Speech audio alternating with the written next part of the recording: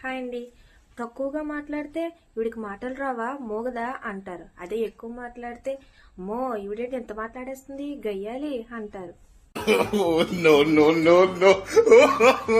Close గా move అయితే వీడికి బాగా ఓవర్ యాక్షన్ ఎక్కువ అంటారు. అదే మన లిమిట్స్ లో మనం ఉంటే వీడికి బాగా రెక్లెస్ ఎక్కువ అంటారు.